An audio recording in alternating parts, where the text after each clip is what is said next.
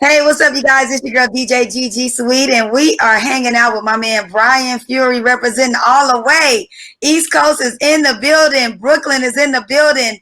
My man Brian Fury, what's What up? What cracking? up? What up? What's going on? How you doing, Gigi? Oh man, it's crazy out here, right? Times are Crazy. crazy. The COVID kind of hit us all. What's going on out there in your neck of the woods? I think the cases increased, so they're holding out at phase 2 right now. Um, Extended. I can't even remember the date. I think it's extended till August, sometime mid-August, I think. How has the COVID caused you to have to pivot in the fashion of how you promote your music? It has keep it on it. Like most of my promotion is online or word of mouth, so it really hasn't affected me because I'm still in touch with the same people, and I'm still putting music out. Like I just don't release everything all the time right away. Sometimes it takes a minute because I'm like one of those perfectionists. So everything got to be perfect and all that kind of good stuff. Right. Well, I think that's the artist, right? I'm an artist and I'm serious about my. Yeah, I think that's that was part. Erica Badu, right? Definitely. World Breaker Fury. He is the featured artist of the month at ggsweet.com. And the new single, Sparks and Explosions, is out July 23rd. We got a 9-song EP. Talk a little bit about why you guys picked that as the first single. I just felt like it had a lot of marketing value. It's something that's relatable. A lot of people can relate to. Touches up on a lot of things um, on a relationship nature when you first meet somebody. You know what I'm Mm-hmm. saying? It's always that. Not always, but a lot of times, when you click, and Right. sometimes you click so hard that it's like you went way too fast, and then that's pretty much where that first Right, started. I feel you on that. And you know what? The thing about it is a lot of MCs, they don't really come with like the hip hop love story. And Hmm. I think, we always need a little bit of that because hip hop speaks to the ladies as well. Do you have a lot of female fans that really felt this record right here? I got a lot of friends. I got a few of them, but I mean, I did a lot of hard stuff. Like in the beginning, it was when you're a kid and you growing up, you a tough guy. Everyone's a tough guy. So, you're trying to do that hard shit. You know what I'm saying? You're Right. trying to make a name for yourself that way. And we kind of came up doing that. And we still do that too, but it's time to kind of diversify my Yeah, I definitely, I talents a think little bit. when you're coming up, you're trying to show people that, you're hard and then you kind of soften up. And then I think as you get a little bit older, you're trying to find a balance. You know what I mean? Yeah, like the hard You shit got to gets find a good. It's balance. like it's like a time and a place for that, you know what I'm saying? So like when you get older, you start realizing like trying to be that hard ass dude all the time, like 24/7. It's like that shit wears on you, starts making you Right. look older. It's like, yo, just chill out, man. Just stop being angry all the time. Stop trying to show off to everybody, whatever your cause is. Right. But with all that, with everything going on, a lot of people's funding is cut. So all that grassroots stuff you was just talking about ain't really going down like the way it normally would be. So Excellent everyone's point. everyone's Excellent point. diversifying. You got all these mainstream artists actually reaching out to us little people, and it's like, why they charging like $500 for mixtape slots and stuff like that. So that's they hustling that way. They kind of switched up the hustle game now.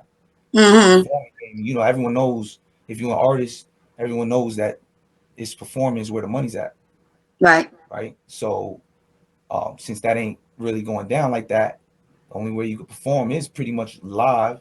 It's got to be some kind of alternate revenue stream that has to come up to, Hmm. supplement the income. Right. I think the live part will come back. I think though right now, if you're not performing live, you definitely need to work online to promote and also to grow the people that's going to finally come back. You know what I mean? It's an excellent time for people to sit here and grow their audience. You know what I mean? Because when it does come back, you're definitely going to need an onslaught of people coming, to check out the shows, to offset a bunch of that insurance money they're going to have to put out there. You know what I mean?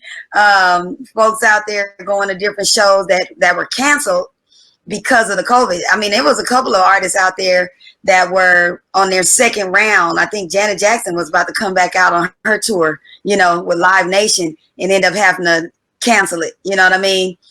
Big time artists, And so Yeah. it's gonna be a different world out there once the performance part starts to come back. Yeah, I was just thinking that too, because like I could only imagine like the boom that the business that's gonna create as far as like people flooding the gates Hmm. to get into them concerts. It's gonna be crazy. It's gonna be a good look though. I think folks gonna be so itching to go see something. You know what Yeah. I mean? A lot of people are bored right now. There ain't too much you could do, and whatever you can do is like limited because of rules. Rules and all. We're talking to my man Brian Fury representing off the East Coast. Big shouts out to everybody representing with us. And one of the great things I think that did come out of the COVID was the versus battles. We have Snoop Dogg and DMX. We had Jadakiss, Fab. Talk a little bit about some of the versus battles, some of your thoughts, and who you would pick to be in the next one.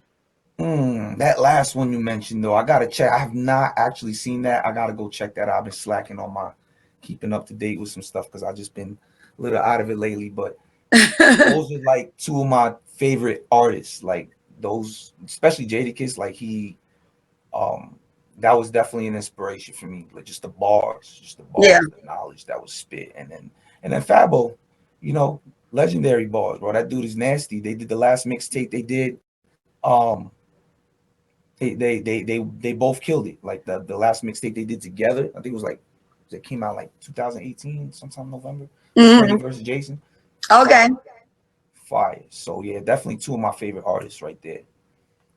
Yeah, I'm definitely. And trying to I think. think when I first started doing I've been doing the mixtapes and mix CDs for a long time, and I had a bunch of series. I had a Rough Rider series. I had a series called Certified Dope, and Jadakiss was on the Rough Rider series when they first picked them up. Remember, because supposedly like they was too hard for the shiny suit movement of the Bad Boy clique, right? Mhm.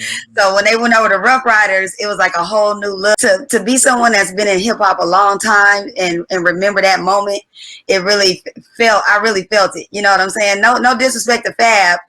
His style is just a little bit different. You know what I mean? Mhm. Um, but one of his hardest records was that Breathe record. Remember that record? That was a hard record. I remember that one, but it wasn't one of my favorites though. He's got some ill stuff. Even the Summertime Shootout 3 he just dropped was fire. Yeah, that shit Yeah, was. but he came out with when he had a kind of little bit of a commercial success. He had the big record with Pharrell and the Neptunes. Mhm. That kind of moved him a little bit to where more people kind of knew about him on a commercial tip. You know what I mean? Superman was still popping on radios. Right? Your plans this year in 2020 had the COVID not hit.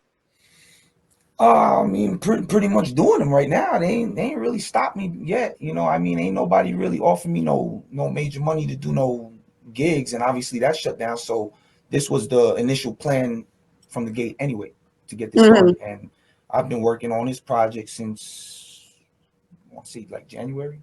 Okay. So it's been in a few months. It's been months in the making. Between writing, getting the stuff mixed and mastered, and all that. It took about at least a good 3 4 months. It's been ready for about a month or so. Hmm. So we And just I think working that's on a good point because everybody I've talked to, sometimes you need a moment to just sit down and work on some things. You know what I mean? it. And Hmm. right now is a great time for you, like you said, work on your internet stuff, work on your social media presence. If you were going on tour, okay, well, maybe you didn't have all the sponsors that you wanted. Work on getting sponsors in those cities. When we talked to my man, Crook Rock, he was up in Boston. He was saying that he was working on a 10-city tour, right? And that kind of got pushed to the side. But I was like, hey, this give you opportunity to collect up some more money and get some more folks on your team. You know what I'm saying? What's he doing? Like, was he just like they just cut he can't perform? That was it. Was a 10-city tour? Or was he headed? Yeah, they were doing like a 10-city tour, Northeast tour. So, Philly, Boston, upstate New York, and he was like, yo, we were getting it together, but of course the different venues, because it's not just about you, the venues shut down. Obviously, even if the venues are open, the people still have to come, Yeah, you know. I agree. This real talk, right? Definitely. Yeah, I mean, ain't nobody. You got some people that don't care. They ain't wearing a mask. They don't care. They'll show up. They'll Right. show up. And then next thing you know, they on Donkey of the Day on some, how you played yourself. We North all got Carolina, I see COVID-19. you a big Charlemagne the God fan. I keep up, I keep up. He say a lot of controversial stuff, but I think he educated. Represent for Black Ops Militia Records. And how did you hook up with Black Ops Militia Records? Mm, mm. So that's an interesting story. So a lot of the music I've been doing in the last 2.5 years, Mm-hmm. since like the beginning of 2018, has been with the homie Shiesty, Bugatti Shiesty Red. Shout out to him. He's on a lot of my music. He's up there in the Bronx right now. That's like my main man. That's my go-to, my partner. Like we've been killing it on the tracks. And we got several mixtapes that we released since we decided to start working with each other. He actually threw the idea late Okay. 2017 at me. So late 2017, I was still working on some solo stuff. So early 2018, we started working on a joint collabo. So we released 3 mixtapes in the span of like 2 years. We just dropped the last one about, I think, a year ago, Okay. 2009, about 2019 this time. Okay. And because he knows a lot of people out there too. So, he turned a lot of heads, and we both turned a lot of heads with those mixtapes. So we used to network on this. I'm getting to the question. So we was networking on New York Underground Radio. Shout out to them. Um, Okay. there was a popping thing, kind of like a platform where you join, kind of like a Facebook, almost like a social media. Yeah. But every 2 days a week, they would have live shows, and anyone who would log in and show up in the chat room, they will play your music as long as you submitted it to them. They'll play it free, and then you could donate to them or whatever. So we all kind of clicked and linked up on there. So that's how I actually met Shiesty. I met a few other people. I met Minx Couture. Shout out to Minx on the Minx show. Um, Mm-hmm. it's one of my homegirls right there. Um, we all linked through that, and we kind of like kept in touch even after New York Underground Radio kind of stopped their live shows. We kept in Mm-hmm. touch. So how I met Tick Tick from Black Ops through Shiesty. How he met them, that's a story for y'all. You gonna have to ask that because I don't even know that story. Uh-oh. Matter of fact, you know what? I think it's phone call time. When we done though. When we done. We talking about my man Brian Fury. Now you made your way actually down to North Carolina. They got a bunch of hot MCs out there, including your man J. Cole. How did that move come about? North Carolina, you meet people and then you just, you make stupid moves sometimes that you probably shouldn't have made, but it turned out to be for the better at the end of the day. I see But a lot of people migrating though from up north to down south. Do you feel like there's a quality of life that they're looking for that they can't exactly get like in the big city? yo, listen, so yeah, y'all, for whoever don't know, I'm originally from Brooklyn, and when you, I used to hear my father preach that like as a kid. Um, oh, I can't wait to move to Florida. I can't wait to move somewhere else. And it never happens, or it happened. If it eventually happened, he moved to like Pennsylvania or something. But like everyone wants to get out of Florida, and as a kid, you think that's crazy. That's crazy. That's ridiculous. But when you get older, you start realizing like, yo, everything's so fucking expensive out here for no reason. Like, why? Because they So it's like, can. yeah. So it's like the rent, what you would pay for rent out there. I probably shouldn't even say this because now everyone's gonna want to move down, but for what you pay for rent in New York, you can The hustle and bustle. Like every time I go to New York, I think to myself, I could live here because I'm a hustle girl, of course. you got you bread. know, If you making at least if you single and you making $50,000 a year with no car, you'll be all right if you in the city. You don't really need a car for the city technically. There's trains, buses and shit. They take you everywhere. But right, if you're right. trying to live like you want a car, you want to live nice and comfortable, like you gonna need at least 80 to 100 grand or better. Yeah, You how know, much is it for a parking space? Because I know if you got a car, you need a parking space in the city to be able I to park think it somewhere, right? I think monthly probably like around 300 a month Yeah, for parking space. Like you go to a garage or something like that. that's just for the space. That's a car payment. Unless you lucky enough, yeah. Unless you lucky enough to find, parking. Some people double park for the night and then get lucky and they shit don't get told. We're talking to my man Brian Fury. He is the featured artist of the month at GGSweet.com. Check out his IG. Also check out the links at GGSweet.com. Now we're talking to my man Brian Fury. What are your thoughts on the state of hip hop today? You know, we had a couple things happen last week with Megan Thee Stallion, Tory Lanez. You know, I mean, it's a lot going on. What were your thoughts when that situation touched down? Oh, I can't you even look like somebody speculate. grandma. Oh. Like, it's just because the headline that I saw the next day, like Tory Lane suspected of shooting Megan Thee Stallion, and now people are saying that the rumors are going out that he shot her because he found out she's a dude. It's like it's just craziness. It's just retarded. I'm like, I I'm didn't see dead. that I'm one. dead. I'm dead with all that. Oh, I saw the one where he said that she pulled a blade on me or something. And they was like, is that a scene out of Harlem Nights? And I told her I was going Smack to it shoot out her of in the hand. Stop toe. playing. Just smack it out of hand. Stop playing. Like, what you don't need to shoot her. I'm not saying he shot her. I don't know. I wasn't there, so I couldn't even say like I'm not gonna go ahead with the headlines and just go ahead and condemn the man. Like he probably Right, didn't even do it. Like, you know what I'm saying? Like they gotta prove right. that shit. Well, Yeah, I I'm dead. mean, just talk about a little bit about how, the social media right now can really make or break a career when you have all these people out here putting out false narratives and whatnot and posting different things. You have all these bloggers and vloggers out here adding to some of the situations. What are your thoughts on that? People with too much time on their hands. You know what I'm saying? That's what it is to me. It's like, come on, do something better. That's my opinion on that. Like, We're talking about man Brian Fury, Megan Thee Stallion, Tory Lanez. Those were some big stories last week in the world of hip hop. But his project includes a couple new singles, couple hot records that I've been playing. Break It Down and Caught the Glow. Talk a little bit about those singles on your EP. caught the glow. I did. Let me see. That one was produced by, I want to say Benny Hanna. I think that was Benny Hanna beat. Um, that is featuring Rashida Wallace. Shout out to her. Very sweet. Very nice personality right there. That's another one of my homeboy Shiesty's peoples. Mm-hmm. Um, she's on the song. She does the last verse, and she filled it in. Basically, I sent Shiesty the song, Mm-hmm. and Shiesty was feeling it, and he kind of felt the same way. Like, yo, we need to diversify and start doing more, softer music. Something more marketable. Mm-hmm. So he heard it. He was like, "Yo, let me hop on this." I was like, "Yeah, I want to go ahead, yeah, jump on that." So he jumped on it, and then next thing you know, he hit me up and he said, "Yo, I got a singer for you."